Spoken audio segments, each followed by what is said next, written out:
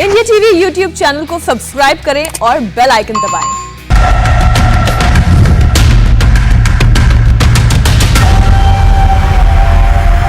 तो गुजरात में नए सीएम का ऐलान हो गया है। भूपेंद्र पटेल गुजरात के नए मुख्यमंत्री बनने जा रहे हैं। गांधीनगर में बीजेपी विधायक दल की बैठक में भूपेंद्र पटेल के नाम पर सर्वसम्मति से मोहर लगी। विजय रूपाणी ने भूपेंद्र पटेल के नाम का प्रस्ताव रखा और डिप्टी सीएम नितिन पटेल ने इसका समर्थन किया और फिर केंद्रीय मंत्री नरेंद्र सिंह तोमर ने भूपेंद्र पटेल को नया सीएम चुने जाने का ऐलान कर दिया।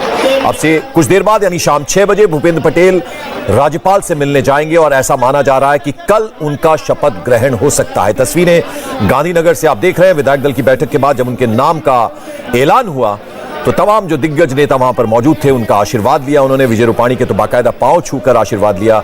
आप तस्वीरों में देख सकते हैं भूपेंद्र पटेल जो अब नए मुख्यमंत्री हैं गुजरात के, और शपथ ग्रहण कल होगा। अब से कुछ देर बाद यानी शाम 6 बजे गवर्नर आचार्य देवव्रत से मिलने के लिए जाएंगे भूपेंद्र पटेल। तस्वीरें आप देख रहे हैं विजय रूपाणी उनका आशीर्वाद लेते हुए, और फिर उसके बाद उन्होंने कहा कि जो पार्टी ने मुझ पर विश्वास जताया है, सबको साथ लेकर चलना है, एक बड़ी जिम्मेदारी उनको मिली है, उसका वो ठीक से निर्वहन करेंगे। ये आप तस्वीरें देख रहे हैं विधायक दल की बैठक के बाद जब उनके नाम का ऐलान किया गया। और हमने एक तस्वीर आपको वो भी दिखाई थी जब पिछली पंक्ति में बैठे थे और जब उनके नाम का ऐलान हुआ तब वो आगे की पंक्ति पर आकर बैठे।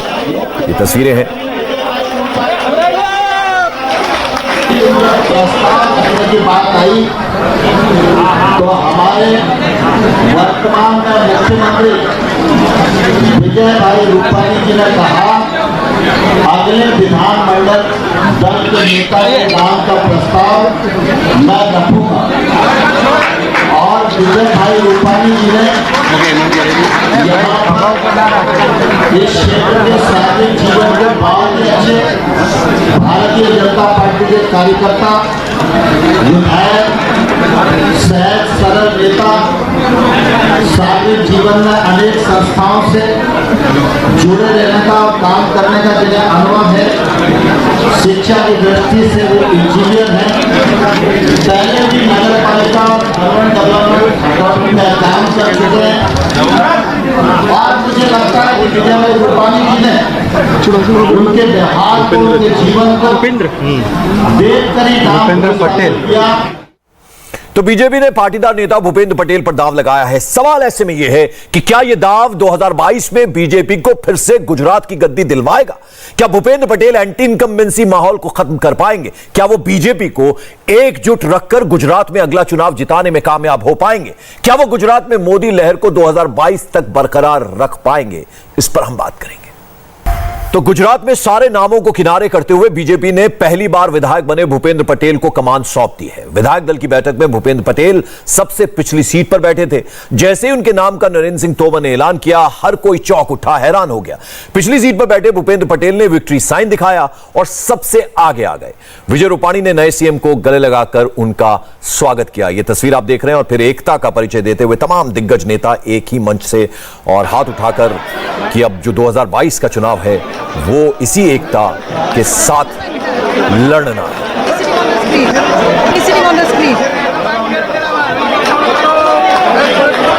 और जिस उम्मीद के साथ बीजेपी ने भूपेंद्र पटेल पर दांव लगाया, 2022 में वो कितना सटीक बैठेगा? क्या इस बार भूपेंद्र पटेल बीजेपी की सीट बढ़वा पाएंगे? मुकाबले में इसी पर करेंगे बहस। इस वक्त की बड़ी खबर आपको बता दें, भूपेंद्र पटेल को सर्वसम्मति से बीजेपी विधायक दल का नेता चुन लिया गया है। यानी अगले सीएम गुजरात के होंगे भूपेंद्र पटेल। और अब से कुछ देर बाद यानी शाम 6 बजे गवर्नर आचार्य देवव्रत से मिलने के लिए जाएंगे और कल शपथ ग्रहण समारोह होगा। और इसी मुद्दे पर बात करने के लिए हमारे साथ इस वक्त कुछ खास मेहमान जुड़ गए हैं। जफर इस्लाम साहब बीजेपी के राज्यसभा सांसद हैं, स्वागत आपका। हर्षवर्धन त्रिपाठी हमारे साथ स्टूडियो में वरिष्ठ पत्रकार मौजूद हैं और मेरे सहयोगी सीनियर एडिटर देवेंद्र पाराशर हमारे साथ स्टूडियो में मौजूद हैं। जफर इस्लाम, सबसे पहले आप ही के पास में आना चाहूंगा। ये जो हार्ट बीट बढ़ाने की, ये जो दिल की धड़कनें बनाने की जो बीजेपी की आदत है, वो इस बार भी वैसा ही किया आपने और चौंका दिया इस बार नए नाम के साथ मुख्यमंत्री के। जफर भाई, नहीं देखिए, जो आपने कहा बीजेपी की आदत, बीजेपी की जो सही जो तौर तरीका है बीजेपी में कि सभी कार्यकर्ताओं को एक तरह से एक यकसा महसूस ट्रीट किया जाता है। मतलब सब बराबरी के दौर पे सब कार्यकर्ता होते हैं। पद नहीं डिफाइन करता कि कौन बड़ा है कौन छोटा है, सब कार्यकर्ता हैं, चाहे वो आदरणीय प्रधानमंत्री जी हों या एक बूथ लेवल पे कार्यकर्ता हो, सबको कार्यकर्ता का ही दर्जा रहता है। ऐसा पार्टी में हमारी सोच है। इसलिए कई बार अक्सर आपको मैं एक बात बताता हूँ, कई बार ऐसा होता है कि जब पार्टी के अंदर हम जब चर्चा करते हैं या हमें मौका मिलता है एड्रेस करने का, तो ऐसा नहीं कि जब यहाँ से एड्रेस कर रहे हैं मंच से बैठ के तो उसके जो सामने सुन रहा है वो सुनता ही रहेगा, ऐसा नहीं। हम यही कहते हैं कि आज हम यहाँ से कह रहे हैं, कल आप यहाँ से कहेंगे। ये पार्टी का तौर तरीका है। किसी पार्टी ने ऐसे बहुत छोटे छोटे कार्यकर्ताओं को पार्टी का राष्ट्रीय प्रेसिडेंट बनाया है, जो अध्यक्ष बनाया है, पार्टी का वरिष्ठ मंत्री बनाया है, पार्टी के जो सबसे वरिष्ठ नेता बनाया है, कई बड़ी बड़ी जो है रिस्पॉन्सिबिलिटी। जफर भाई देखिए, मैं कॉन्ट्राडिक्शन की बात कर रहा हूं। जफर भाई जरा एक मिनट मेरा सवाल सुन लीजिएगा। नितिन पटेल जो है वो मीडिया से मुखातिब होते हैं, वो बोलते हैं ऐसा नेता होगा जिसको कि पूरे गुजरात का पता हो, पूरा गुजरात को वो जानता हो और गुजरात उसको जानता हो, और वो एक्सेप्टेंस उसकी बात कर रहे थे। और फिर हम एक तस्वीर दिखाते हैं जिसमें लास्ट पंक्ति पे बैठे हुए भूपेंद्र पटेल नजर आते हैं, यानी उनको खुद पे भी विश्वास नहीं था। जब उनका नाम अनाउंस हुआ तब वो आगे आए। तो ये थोड़ा कॉन्ट्राडिक्शन लगता है। बिल्कुल नहीं, देखिए, हाँ बिल्कुल। अरे देखिए, मैं बिल्कुल संजीदगी से और जिम्मेदारी के साथ कह रहा हूं कि उनको जरूर, चूंकि उन्होंने, अरे भाई आ रही आवाज, आप बार बार डिस्टर्ब कर रहे हैं। जी जी, आप बोलिए। मैं ये कह रहा हूं कि जफर भाई बोलिए, आपकी आवाज आ रही है। पीसीआर से बार बार कुछ, जी जी आप बोलिए बोलिए। बीच बीच में इंटरप्शन हो रहा था पीसीआर से। देखिए, मैं ये कह रहा हूं कि हमारे पार्टी में एक दस्तूर है, एक रिवाज है, एक मिजाज है कि हर कार्यकर्ताओं को मौका दिया जाता है अगर उसकी उसमें क्षमता है। मैं आपको ये कह सकता हूं जिम्मेदारी के साथ कि भूपेंद्र पटेल जी जो है वो बहुत जमीनी कार्यकर्ता है, जमीन में उनकी पकड़ है। उनके नाम कोई ऐसी उनके खिलाफ कोई ऐसी बात नहीं, ना मीडिया में, ना लोगों में, ना पब्लिक में, ना आम जनता में उनके बारे में कोई आज तक बुराई करता हो। बहुत ही सज्जन व्यक्ति हैं, लोगों से उनका कनेक्टिविटी बहुत अच्छा है, बड़े मार्जिन से जीते भी थे। आपने सुना था इनके बारे में? सभी लोगों को, कभी लोग, मैं मिला हुआ भी हूँ, सुनने की क्या बात है। मैं तो इलेक्शन में टाइम में था, सबसे इसलिए तो कह रहा हूँ कि मिला भी हूँ और सबसे ज्यादा वोट से जीते, और बहुत सज्जन इंसान है। ये सारे का जितने भी लीडर हैं वहाँ एमएलएज हैं, जितने भी इलेक्टेड लीडर्स हैं, रिप्रेजेंटेटिव हैं, सब ने बिल्कुल एक लहजे में इनमें हामी भरी। तो इससे क्या समझ में आता है कि पार्टी को एक साथ लेकर चलने की क्षमता होनी चाहिए। वो इनमें भी है, रूपानी जी में भी थी, और भी बहुत ऐसे लीडर हैं जिनमें होगी। लेकिन अगर अगर उनका नाम प्रपोज किया गया और सारे एमएलए एक आवाज में उनके साथ सहमति जाहिर करते हैं, तो जाहिर है इनसे इनकी जमीन में भी पकड़ है और लोगों में भी पकड़ है। ठीक है सर, ठीक है। जफर भाई आता हूं आपके पास। हर्षवर्धन जी बात करें। जी जी, मैं आता हूं आपके पास। जनता के मैं आता हूं आपके पास। हर्षवर्धन जी, वो हवा में बहुत सारे दिग्गजों के नाम तैर रहे थे और एक गुमनाम जो है वो मुख्यमंत्री बन गया। तो वो जो जफर भाई से मैंने सवाल पूछा तो उसको थोड़ा घुमाकर आपसे पूछ लेता हूं। देखिए पंकज जी, सबसे पहले तो ये कि गुजरात में चुनाव के ठीक पहले एक नया मुख्यमंत्री भारतीय जनता पार्टी ने बनाया, तो इसको इस तरह से तो नहीं देख सकते कि सिर्फ और सिर्फ एक कार्यकर्ता को जो नीचे से है उसको मौका दे देना है। इसका मतलब ये कि विजय रूपानी के रहते उनको लग रहा था, और मैं निजी तौर पर मानता हूं विजय रूपानी ने कोई गड़बड़ नहीं किया है, बहुत अच्छा काम कर रहे थे। लेकिन अब नरेंद्र मोदी से तुलना कीजिएगा तो हमेशा वो छोटे नेता दिखेंगे, कोई भी दिखेगा। भूपेंद्र पटेल पहली बार के विधायक, लेकिन इनका जो करियर रहा है वो सचमुच बड़े छोटे, जिसको कहते हैं जमीनी कार्यकर्ता से, और वहाँ के जो लोकल बोर्ड्स हैं, वहाँ के एजुकेशन बोर्ड हैं, और अभी जो ये कोरोना का काल रहा उसमें बहुत इन्होंने काम किया है। जो सबसे महत्वपूर्ण बात है जिसको हमें समझना चाहिए, प्रधानमंत्री नरेंद्र मोदी ने खुद इनका चयन किया, और जो जिसको कहा जाता है कि क्या आनंदीबेन पटेल जी गुजरात से राजभवन पहुंच गए। हर्षवर्धन जी जरा रोकना चाहूंगा, बीजेपी इस वक्त प्रेस कॉन्फ्रेंस करिए, जरा सीधे वहां लिए चलते हैं आपको। मैं सबसे पहले माननीय नरेंद्र भाई, माननीय नड्डा जी और अमित भाई शाह साहब का तहे दिल से आभार मानना चाहता हूं, और गुजरात प्रदेश के सभी वरिष्ठ नेता माननीय CR पाटिल साहब और हमारे विजय भाई साहब की टीम का, सबका मैं तहे दिल से धन्यवाद मानता हूं। मेरे पर जो विश्वास रखा है वो विश्वास को बिना टूटे हुए विकास के जो काम बाकी है वो आगे बढ़ाएंगे और साथ में संगठन को साथ में लेके आगे बढ़ाएंगे। Thank you. ભૂપેન્દ્રભાઈ તમને અડસાર હતો ગઈકાલ રાત્રે આજ સવારે ઓલ ઓફ સડન આ કેવી રીતે થઈ ગયું? મને કોઈ અણસાર નતો, એ તો તમને બધાને ખબર પડી જ ગઈ હશે કે મને અણસાર હતો કે નહીં. તમે એવું કહ્યું મારી ઉપર આનંદીબેનના આશીર્વાદ છે અને રહેશે એટલે તમને આનંદીબેન એ તો એમને મેં ખબર જ છે બધાને, એટલે એમાં કોઈ એવો ઇશ્યુ એમ નહીં. મારી વાત સાંભળો. ગઈકાલે કે સવારે તમને કોઈ ઇન્ડિકેશન આવ્યું હતું? પાર્ટીની એ પદ્ધતિ જ નથી, એટલે પાર્ટી જ્યારે કે ત્યારે જ ખબર પડે, કોઈને બી ખબર ત્યારે જ પડતી હોય. सर, अगले साल विधानसभा चुनाव है, अगले साल विधानसभा चुनाव है, इस चुनौती को किस तरीके से देखते हैं और क्या आपके ही नेतृत्व में अब यहाँ पर आगे चुनाव में बीजेपी जाएगी?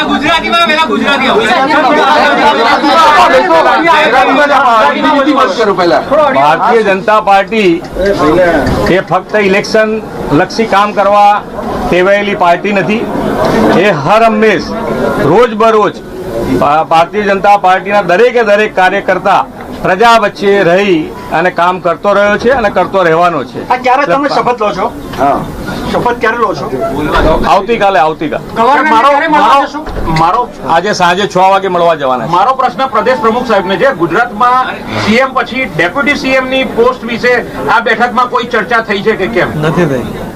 થવાની છે ચર્ચા જ નથી પછી હવે કેવી રીતે નિર્ણય થશે, કેવી રીતે કહી શકાય? અચ્છા, અત્યારના મંત્રીમંડળમાં કોઈ ફેરફાર તમારે કરવાનો છે કે? એક મિનિટ. અત્યારે જે મંત્રીમંડળ છે એમાં તમે ફેરફાર કરી રહ્યા છો? સ્પીકરનો ઉપયોગ કરો કારણ કે નથી સંભળાતું. જે કોઈ નવું મંત્રીમંડળ બનશે એ સરકારનો વિષય છે. સંગઠન સાથે ચર્ચા કરીને જે સિનિયર આગેવાનો છે એમને સરકારમાં તક મળે એના માટે પ્રયત્ન કરશું અને જે કંઈ ફેરફારો થશે અથવા જે નવું મંત્રીમંડળ રચાશે એની માહિતી આપણને જલ્દીથી મળી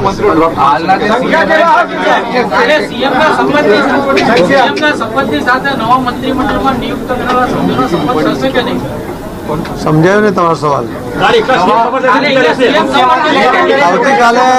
આવતીકાલે ફક્ત મુખ્યમંત્રી તરીકે ભૂપેન્દ્ર પટેલ એ પોતે શપથ ગ્રહણ કરશે.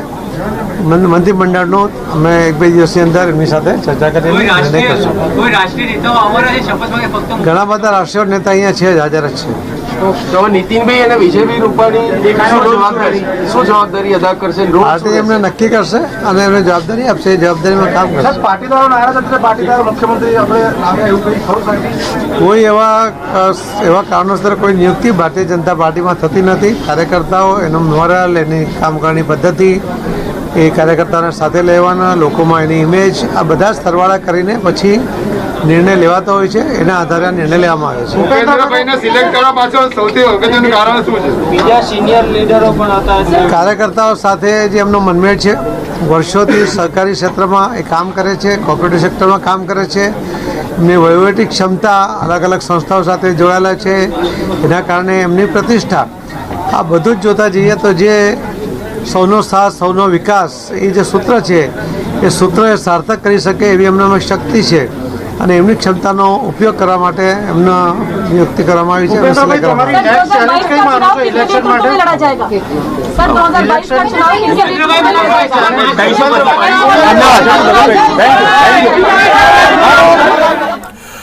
तो प्रेस को संबोधित किया भूपेंद्र पटेल ने। उन्होंने सबसे पहले प्रधानमंत्री नरेंद्र मोदी, बीजेपी अध्यक्ष जेपी नड्डा और गृह मंत्री अमित शाह का आभार प्रकट किया। सीआर पाटिल, विजय रूपाणी को धन्यवाद कहा। उन्होंने कहा कि सबके विश्वास को कायम रखते हुए डेवलपमेंट के काम लगातार हम करते रहेंगे, बीजेपी करती रहेगी, सबके भरोसे को कायम रखूंगा, भरोसा नहीं तोड़ूंगा।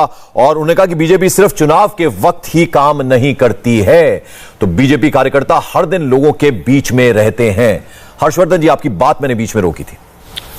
मैं जो कह रहा था कि देखिए, इस बार जो ये मुख्यमंत्री का चयन हुआ है ये पूरी तरह से प्रधानमंत्री नरेंद्र मोदी का है। घाटलोडिया सीट से विधायक हैं और आनंदीबेन पटेल जो गुजरात के मुख्यमंत्री रहीं उनके बड़े नज़दीकी माने जाते हैं। लेकिन जो इनकी सबसे अच्छी बात है, और यहाँ जाकर मैं जो जफ़र इस्लाम कह रहे हैं उससे सहमत हूँ कि ये विशुद्ध कार्यकर्ता हैं। ये इनकी जो अलग अलग स्थानीय निकाय में काम करना, अलग अलग जगहों पर काम करते हुए जो ऊपर आए जी, उसमें स्थानीय कार्यकर्ताओं को लगता है कि एक ऐसा व्यक्ति जो हमारे बीच बड़ी आसानी से कल तक बैठा रहता था, आज वो मुख्यमंत्री हो गया। हाँ। तो इस मोर्चे पर भारतीय जनता पार्टी की बड़ी सफलता है। लेकिन इसका एक दूसरा पहलू है कि पाटीदार समाज का दबाव था और उस दबाव को ध्यान में रखते हुए भी पटेल इस पर हम जफर जी से बात करेंगे। मैं देवेंद्र के पास भी जाऊंगा, लेकिन किरीट पटेल साहब हमारे साथ जुड़ गए, गुजरात कांग्रेस से एमएलए हैं। किरीट भाई, अब नया मुख्यमंत्री आपको मिला है, सबसे पहले तो आपकी प्रतिक्रिया जानना चाहूंगा। गुजरात को नया सीएम मिल गया। गुजरात को नया सीएम मिला है और वो भूपेंद्र भाई हमारे साथ विधायक है, अच्छे इंसान है, पटेल के इंसान है और उनके नहीं है। लेकिन बीजेपी की और विकास की राजनीति की बात करते हैं तो बीच में मुख्यमंत्री को बदलने की क्या जरूरत है। कुछ दिन पहले उन्होंने यात्रा निकाली, विकास यात्रा। तो विकास यात्रा अगर उन्होंने विकास किया है, वो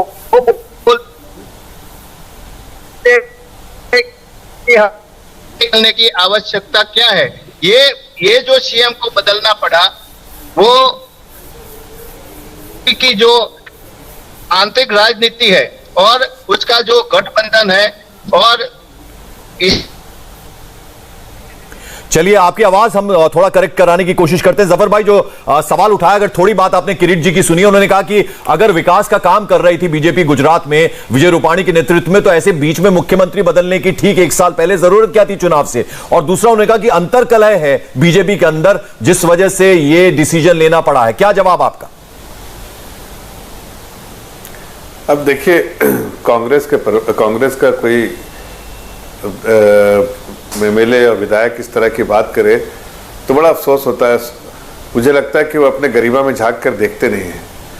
आप जरा देखिए राजस्थान में क्या हो रहा है, आप जरा देखिए पंजाब में क्या हो रहा है, आप जरा देखिए छत्तीसगढ़। जफर भाई, पहले जरा अपनी बात कर दीजिए ना। 6 महीने के अंदर अंदर 5 मुख्यमंत्री, उत्तराखंड के 2, कर्नाटक में येदियुरप्पा साहब। इसी पे आ रहा है एक जी, पंकज भाई, मैं आ रहा हूं उसी पे जी, कि आप देखिए कि हमारे यहाँ ऐसा नहीं कि हमने कहा, कल भी कहा तो आज भी कह रहे हैं कि हमारे यहाँ कार्यकर्ताओं को उनकी क्षमता के अनुसार उनकी रिस्पॉन्सिबिलिटी, दायित्व दी जाती है।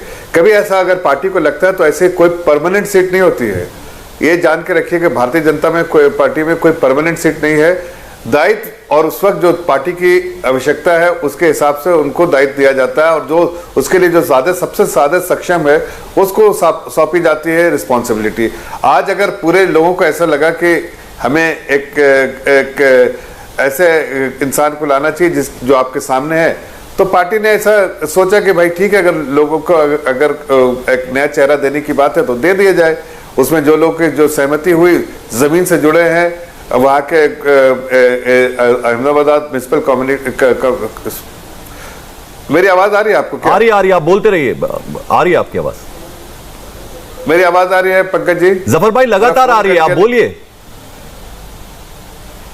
चलिए हम बात करने की कोशिश। देवेंद्र, वो जो कांग्रेस, मैं आता हूं आपके पास, अब जरा आता हूं आपके पास। देवेंद्र, जरा आपको चर्चा में मैं लाना चाहूंगा। जो बात किरीट कह रहे थे, इंसान को मौका, किरीट जो बात कह रहे थे, मैं आ रहा हूं जफर भाई। अब जरा आपके पास एक आपकी थोड़ी आवाज डिस्टर्ब आ रही थी, मैं आ रहा हूं आपके पास। देवेंद्र, जरा आप ये जवाब दीजिए। अब जाहिर बात है, कांग्रेस की तरफ से प्रतिक्रियाएं आनी शुरू हो जाएंगी। उन्होंने कहा कि वो अच्छे इंसान है, इस बात को हम मानते हैं क्योंकि हमारे साथ वो भी एमएलए हैं। लेकिन बीजेपी ने ये जो सब कुछ किया है, वो अगर विकास का काम हो रहा तो भाई बीच में क्यों बदला मुख्यमंत्री? उन्होंने कहा अंतर्कलह थी बीजेपी के अंदर, इस वजह से ये कारण रहा बड़ा। और पंकज, इसमें कोई दो राय नहीं कि संगठन के साथ विजय रूपाणी तालमेल नहीं बैठा रहे थे। और संगठन की जो रिपोर्ट दिल्ली आ रही थी, उस रिपोर्ट में बार बार इस बात को कहा जा रहा था कि हमें मुख्यमंत्री को बदलना पड़ेगा, बदला जाना चाहिए। ये बात बार बार फीडबैक के रूप में बीजेपी संगठन, गुजरात प्रदेश संगठन जो है वो ये फीडबैक दे रहा था। और भूपेंद्र पटेल के मार्फत बीजेपी ने साथ क्या लिया, जैसे जफर कह रहे हैं कि वो कार्यकर्ता है, तो बीजेपी का कोई भी नेता बनता मुख्यमंत्री वो कार्यकर्ता ही होता। सज्जनता ये कोई क्राइटेरिया नहीं होता मुख्यमंत्री पद के चयन के लिए। तो ऐसे में बीजेपी ने हासिल क्या किया? बीजेपी ने हासिल ये किया कि एक तो कास्ट पॉलिटिक्स को उसने सेटिस्फाई किया है, पाटीदार समुदाय के व्यक्ति को। और दूसरा जो एक पॉलिटिकल ईगो होता है, वो पॉलिटिकल ईगो भूपेंद्र पटेल के साथ नहीं है। आज भी आपने मंच पे देखा तस्वीरों के मार्फत कि किस प्रकार से सभी नेताओं के साथ बहुत सहजता के साथ मिल रहे थे। चुनाव से एक साल पहले अगर इस प्रकार का फेस लेकर आप जाते हैं, खासतौर पर तब जब इसके पहले संगठन और सरकार के बीच बहुत सारे कॉन्ट्रडिक्शन की बात सामने आ रही थी, तो वो ज्यादा मुफीद बैठता है। तो ये दोनों चीजें हैं जो कि निश्चित तौर पर बीजेपी के नेतृत्व ने इन दोनों फैक्टर्स को ध्यान में रख के ये बदलाव किया। किरीट भाई, मेरी आवाज आ रही है आप तक? आ रही है। हाँ किरीट भाई, जरा मेरा सवाल सुन लीजिएगा। देखिए क्या होता है कि अगर आपको अंदर से ऐसा महसूस होता है, देखिए 4 साल की एक एंटी इनकम्बेंसी होती है, और अगर उन्हें लगता है कि मुख्यमंत्री बदला जाना चाहिए तो अच्छा होमवर्क किया होगा और जनता के बीच में एक तरह के सर्वेक्षण भी होते हैं, उसके आधार पर लगा होगा कि चलिए हम मुख्यमंत्री बदलेंगे तो उससे फायदा होगा। तो इसमें क्या गलत किया है बीजेपी ने अगर ऐसा किया है तो? नहीं, बीजेपी ने, वो तो कोई भी पार्टी का उनका इंटरनल पॉलिटिक्स होता है, उनको बदलना है तो वो बदल सकते हैं। लेकिन मैंने अभी सुना कि मेरे साथ जो थे उन्होंने बताया कि ये पॉलिटिक्स है और पाटीदार कम्युनिटी को मनाने के लिए और उनको साथ रहने के लिए उन्होंने ये चेंज किया है।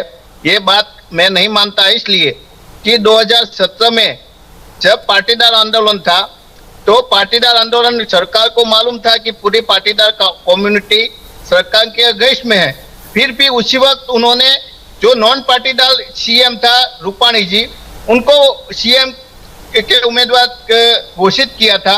और अभी आंदोलन नहीं है, कोई भी हेजिटेशन नहीं है, फिर भी वो ऐसा बोलते हैं कि पाटीदार कम्युनिटी को साथ में लेने के लिए हमने वो भूपेंद्र पटेल को सीएम बनाया। ये बात के साथ मैं सहमत नहीं हूं। किरीट भाई, आपने दूसरा सवाल भी उठाया था, आपने अंतर कलह की बात की, जो इंटरनल फाइट है चल रही अंदर, उसकी बात की। तो आपकी स्टेट का जिक्र किया जफर भाई ने, उन्होंने कहा कि छत्तीसगढ़ में क्या हो रहा है, पंजाब में क्या हो रहा है, राजस्थान में क्या हो रहा है, इसका जवाब है कांग्रेस के पास।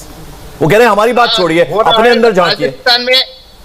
राजस्थान में क्या हो रहा है, पंजाब में क्या हो रहा है, लेकिन हमारी बारी, हमारी नौबत सीएम बदलने तक नहीं आई है। हमारे कांग्रेस में कोई भी बड़ी पार्टी होती है उसमें अंतःकलह होता है, लेकिन वो तो हमने साथ में बैठ के निपटा दिया। पंजाब में अमर सिंह जी और सिंधु के साथ था, वो हमने साथ में बैठ के निपटा दिया। इसमें हमने सीएम बदलने की बात नहीं की। ये सीएम आप बीजेपी की डिसिप्लिन वाली पार्टी मानते हो, गुजरात आपको रोल मॉडल बताया जाता है, फिर भी बार बार विदाउट इलेक्शन ये सीएम बदलना पड़ता है। ये यही बताता है कि पार्टी में अंतःकलह है। जफर भाई जवाब दीजिए। देखिए, मैं तो इतना कह रहा हूं कि जिस तरह से आप देखिए, जो बोलते हैं कि पार्टी में आपस में घमासान चल रहा है, कांग्रेस में, छत्तीसगढ़ में या पंजाब में, या वो पूरी दुनिया को दिख रहा है। लेकिन यहाँ पर अगर कितना स्मूथ ट्रांजिशन है वो आपके सामने है कि अगर पार्टी के लोगों ने, इसलिए कि पार्टी का कार्यकर्ता जानता है कि उसको सिर्फ पार्टी का जो रोल दिया गया है, जो दायित्व दिया गया, उसको निभाना उसी वक्त तक है जब तक पार्टी चाहती है। जब पार्टी का आदेश है वो अलग हो जाता है। ऐसा थोड़ी है कि पार्टी में आपस में किसी को लड़ते हुए देखा, कि सिद्धू जो है वो खड़े होकर बोल रहे, इधर सचिन पायलट बोल रहे हैं, उधर आप छत्तीसगढ़ में कोई और बोल रहा है। ऐसा कहीं नहीं देखा गया हमारी पार्टी में, कभी ऐसा नहीं होता है। और उसकी वजह सिर्फ ये है, आपने सही समझा कि हमारी पार्टी डिसिप्लिन पार्टी है, और आपके यहाँ पर वो डिसिप्लिन जो है वो कांग्रेस पार्टी में मिसिंग है। इसलिए आप सामने देख सकते हैं, वहाँ अगर एक को बनाएंगे तो दूसरा मानेगा नहीं, दूसरा मानेंगे तो तीसरा मानेगा नहीं, ये स्थिति है। तो किसको बनाए, ये प्रॉब्लम है। यहाँ पर वो स्थिति नहीं है। पार्टी जब भी चाहती है, जिसको दायित्व देना चाहती है, और आज रूपाणी जी को कुछ और बड़े दायित्व देगी। जफर भाई जरा एक गारंटी दे दीजिए, जफर भाई जरा एक गारंटी दे दीजिए, जफर भाई जरा गारंटी दे दीजिए। आरसी फल्दू, सीआर पाटिल, पुरुषोत्तम रूपाला, मनसुख मांडविया, प्रफुल्ल खोड़ा पटेल, नितिन पटेल, इतने बड़े बड़े नाम थे, उनको एक तरफ रखकर एकदम से भूपेंद्र पटेल के नाम का चयन हुआ। चलिए वो बीजेपी को ऐसा लगा उनके नाम का, लेकिन अभी एक तस्वीर हमने देखी, सब हाथ उठाकर एकता का परिचय दे रहे थे कि 2022 चुनाव में एक साथ मिलकर चुनाव लड़ेंगे और जीत हासिल करेंगे। लेकिन नितिन पटेल जो है, क्या कुछ देर में ऐसा तो नहीं छुटपुट इधर से खबरें आनी शुरू हो जाएंगी, उनकी नाराजगी की, इस तरह की बातें सामने आ जाएंगी? देखिए, अगर आपने देखा होगा पूरा प्रोसीडिंग्स और उसकी जानकारी होगी, तो सबसे पहले सेकंड जो उन्होंने प्रपोज किया रूपानी जी ने इनका नाम भूपेंद्र पटेल जी का, और सबसे पहला आदमी जो सेकंड करने वाले थे वो नितिन पटेल जी थे। जाहिर है वो खुद चाहते थे वो बने। और दूसरी बात यह है कि ये भारतीय जनता पार्टी में कोई ऐसा इस तरह की बात नहीं होती कि कोई नाराज है, कोई ये नाराज नहीं है, कोई इसको आगे बढ़ाना है, इसको पीछे ढकेलना है। वो नाराजगी का जिक्र इसलिए किया मैंने जफर भाई। जरा देवेंद्र हमारे साथ है। देवेंद्र, मेहसाणा की तरफ निकल गए नितिन पटेल, इतनी भी जल्दी क्या थी? तो ये निश्चित तौर पर नितिन पटेल को समझाना पड़ेगा पार्टी के शीर्ष नेतृत्व को। पहले भी आपने देखा कि पिछली बार जब पोर्टफोलियो का एलोकेशन हुआ था तो किस प्रकार से उनकी नाराजगी की खबरें सामने आई थी। फिर उन्होंने प्रेस कॉन्फ्रेंस बुला ली थी, पार्टी के कुछ नेताओं को उन्हें समझाने के लिए जाना पड़ा था कि जो भी पोर्टफोलियो मिल रहा है पहले इसे स्वीकार लीजिए, फिर उसके बाद दिल्ली जाकर बात कर लीजिएगा, लेकिन उस बात के लिए भी वो तैयार नहीं हुए थे। तो ऐसे में नितिन पटेल की जो महत्वाकांक्षा है और बार बार उनका नाम चर्चा में बहुत ज़्यादा आता है और फिर उस कुर्सी के नज़दीक पहुंच के भी वो उन्हें कुर्सी नहीं मिलती है, कहीं ना कहीं वो असंतोष होगा। लेकिन बीजेपी के लिए ऐसे मामले हैंडल करना, खासतौर पर प्रधानमंत्री नरेंद्र मोदी और गृह मंत्री अमित शाह के काल में, ये कोई मुश्किल काम नहीं होता और निश्चित तौर पर पार्टी का शीर्ष नेतृत्व आसानी से उन्हें ये मैसेज देने में सफल रहेगा। दूसरी चीज़ पंकज, कि भूपेंद्र पटेल को लेकर कोई रिएक्शन वाली बात नहीं है, जो पॉलिटिकल ईगो की मैं बात कर रहा था, ये भी बात मुझे लगता है कि ज़्यादा आसान रहेगी बीजेपी नेतृत्व के लिए इस फैसले को सब बहुत आसानी के साथ लागू करवा लेने में। किरीट भाई, आप कुछ कहना चाह रहे थे? मैं एक बात कहना चाहता हूं। मैं आता हूं जफर भाई। एक बात मैं कहना चाहता हूं सिर्फ यहाँ पर जी, खाली 10 सेकंड में, कि मैं सिर्फ इतना कहना चाह रहा हूं कि जो भी पराशर जी कह रहे थे, देवेंद्र पराशर जी, उनको सिर्फ इतना कहना चाहता हूं कि चर्चा में जो आता है नाम, वो चर्चा में भाजपा थोड़ी लेकर आती है नाम। अरे ये तो आप ही लोग लेके आते हैं, जो चैनल पे आप चलाते हैं। हम लोग कहाँ लेके आते हैं? पार्टी ने जो तय करना है वो MLAs के बीच में बैठ के जो बात उस वक्त होती है, चर्चा उस वक्त होती है, अंदर में होती है, बाहर में तो चर्चा आप लोग करते हैं। उससे पार्टी कहां से जिम्मेदार है उसके लिए? नहीं, पिछली बार नितिन पटेल ने खुद इंटरव्यू देकर बधाई ले ली थी। आज भी सुबह उन्होंने शर्तें बताई कि भाई कैसा नेता होना चाहिए। तो चर्चा ऐसा नहीं होता कि सिर्फ मीडिया करता है, मीडिया जो चर्चा करता है वो पार्टी नेतृत्व के मार्फत या पार्टी के नेताओं के मार्फत ही वो चीजें आती हैं। तो आज आपको जैसा उन्होंने कहा था कि लोगों से कनेक्टेड होना चाहिए, जमीनी नेता होना चाहिए, हर लोगों के दिल में रहना चाहिए, वो है पटेल जी। ये कैसे पता चला? उनको बहुत बहुत बधाई। हम सभी पहली बार विधायक बने, आखिर क्राइटेरिया क्या था, किस आधार पर चयन किया गया? यही तो है पार्टी में। देखिए, पहली बार, 5वीं बार, 8वीं बार, इसका कोई क्राइटेरिया नहीं है। वो जीतने के लिए ठीक है, दायित्व के लिए वो नहीं है कि 8वीं बार बने या 5वीं बार बने, वो दायित्व के लिए नहीं है। तो दायित्व के लिए कि आप क्षमता चुन कर आए हैं, क्षमता के। बोल तो रहा हूं कि ये 8वें बार है, लेकिन आप में वो क्षमता नहीं कि आप लीड कर पाए, तो उसका कोई बात तो नहीं है। ये पता कैसे चलता है? पता चलने का जो क्राइटेरिया है, क्राइटेरिया होता है कि अनुभव, कि कई बार आपने अपने आप को साबित किया। ये तो पहले मंत्री भी नहीं रहे हैं, तो ये कैसे पता चलता है आप लोगों को? ये इस बात को आपको जरूर दाद देना पड़ेगा हमारे सीनियर लीडरशिप को, कि जो वो ऑब्जर्व करते हैं, जो उनका अनुभव है लोगों के साथ, कि जमीन में कार्यकर्ता जो जुड़ा हुआ है उसके फीडबैक आते हैं। इसका जो फीडबैक मैकेनिज्म है हमारे सीनियर लीडरशिप के पास, उसके बेसिस पे वो डिसीजन लेते हैं। मतलब बाकी नेता जो नहीं बने वो जमीन से जुड़े हुए नहीं है? ऐसा नहीं है, जमीन से सब जुड़े हैं। लेकिन अगर आप 5 लोगों में, जैसे देखिए, आप जैसे भी बैठे हुए हैं, आप एंकर का रोल थोड़ी देर के लिए कर रहे हैं, जिस तरह से आप सवाल जवाब उससे कर रहे हैं। कल को आप अगर पंकज जी की जगह आपको रख दिया जाए, एंकर बना दिया, तो इसका मतलब ये थोड़ी होगा कि पंकज जी में कोई कमी है। नहीं, तो वो कोई खूबी देख के बनाई जाएगी ना। वही जनता समझना चाहेगी कि आखिर ये जो बदलाव आपने किया किन खूबियों के आधार पे, कौन सा पैरामीटर था? वो खूबी जो पार्टी के जो मशीनरी है, वो खूबी पार्टी की मशीनरी देखती है, बराबर उसको परखती है, समझती है और दायित्व देती है। इसीलिए भारतीय जनता पार्टी में कभी छल पकड़ नहीं होता है, इसलिए कि सब जानते हैं कि उनकी क्षमताओं के अनुसार उनको जो पार्टी की आवश्यकता है और उनकी क्षमता है, उसके अनुसार उनको दायित्व दिया। चलिए, अब ये गारंटी दे दीजिए जफर भाई कि कोई किसी तरह की नाराजगी सामने नहीं आएगी कुछ देर में या कल तक? देखिए, मैं पहले तो मैं आपसे माफी चाहता हूं कि आपके बारे में बोला कि मैं मान लिया कि पराशर जी एंकर हो जाएंगे, तो इसलिए आप इतने सीरियसली क्यों ले रहे हैं? अगर आपकी ऐसी कोई चाहत है तो बता दीजिए। कोई नाराजगी नहीं होगी, कोई नाराजगी नहीं होगी। अच्छा, कोई नाराज। किरीट भाई, जरा आपके पास आना चाहूंगा। देखिए, हमने एक तस्वीर दिखाई अपने दर्शकों को किरीट भाई, एक तस्वीर दिखाई जिसमें हमने देखा हाथ ऊपर करके सब एकता का परिचय दे रहे थे, मुस्कुराते हुए चेहरे थे नितिन पटेल के, तमाम नेताओं के, विजय रूपाणी जी के। क्या आपको लगता है ये कुछ देर में बदलेगी तस्वीर? नितिन पटेल का कोई रिएक्शन आएगा? आपको ऐसा लगता है? आप अंतरकलह की बात बार बार कर रहे हैं। देवेंद्र भाई, हाथ ऊंचा करने से सब एक है वैसा नहीं माना जाता। वो हम कोर्ट में देखते हैं कि भगवत गीता पे हाथ रख के हम सौगन खाते हैं कि हम सच बोलते हैं। क्या सब सच बोलते हैं? ये सिर्फ दिखावा है। तो यानी आप भी ऐसा ही करते हैं? यानी आप भी ऐसा ही करते हैं किरीट भाई? अरे हमको तो कभी कोर्ट में जाने की बारी नहीं आई, लेकिन जो हाथ ऊंचा करने से सब एक है वो नहीं है। हम ये गुजरात में विधायक है और गुजरात की परिस्थिति क्या है वो हम जानते हैं, बीजेपी की परिस्थिति क्या है वो हम जानते हैं। अगर बीजेपी आप बोलते हैं कि एक डिसिप्लिन पार्टी है, तो बार बार इतने राज्य में ये 6 या 7 महीने में 3 बार मुख्यमंत्री बदले गए, क्यों बदले गए? और दूसरा आप बोलते हैं कि जो सीनियर है उनको हम रिस्पॉन्सिबिलिटी लेते हैं। बीजेपी में कई सारे सीनियर थे, ये भूपेंद्र भाई तो नहीं आए, पहली बार विधायक बने, तो उनको कोई एक्सपीरियंस नहीं है, एक्सपीरियंस नहीं है, तो उनको क्यों बनाया? ये एक सोचने की बात है।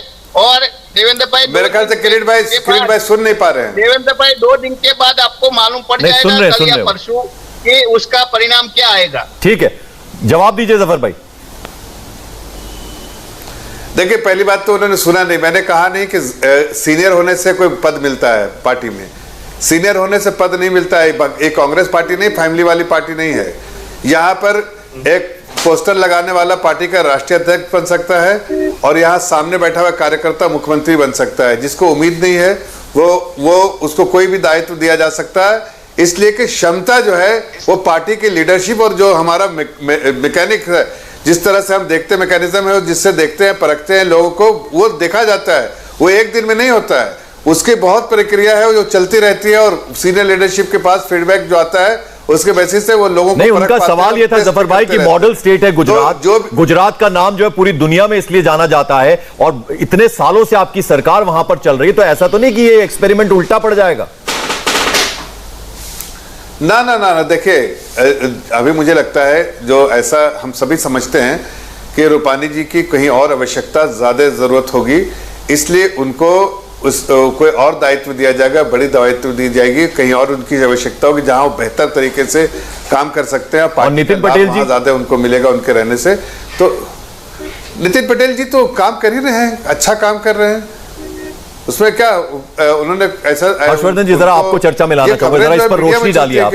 वो ये कह रहे हैं कि एक कार्यकर्ता, आम कार्यकर्ता जो है वो प्रधानमंत्री बन जाता है, मुख्यमंत्री बन जाता है, बीजेपी का एक कल्चर है। नहीं, मैं वही कह रहा हूँ कि देखिए ये बात तो ठीक कह रहे हैं जफर भाई, और इसमें किसी को कोई ऐतराज होना भी नहीं चाहिए। मुझे लगता है कि जो वोटर होता है, जो कहें कि वोट देने जाता है, तो उसको बहुत इससे फर्क नहीं पड़ता है कि आप मुख्यमंत्री किसको बना देते हैं और किसको बदल देते हैं।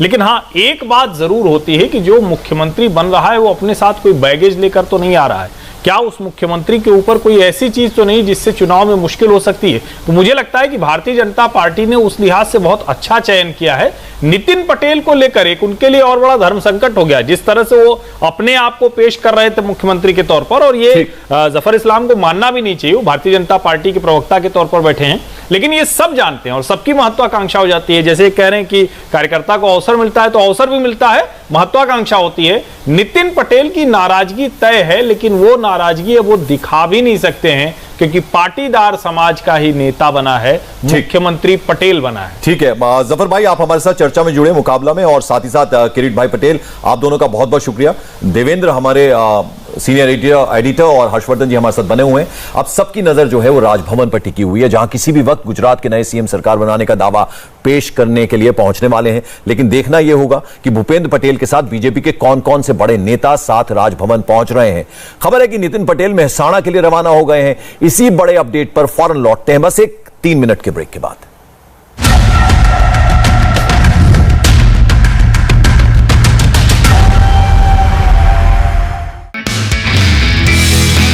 नमस्ते, मैं हूं मीनाक्षी जोशी। वीडियो और खबरों से अपडेट रहने के लिए India TV YouTube channel subscribe करें, बेल आइकन दबाना ना भूलें। जुड़े रहें इंडिया टीवी के साथ।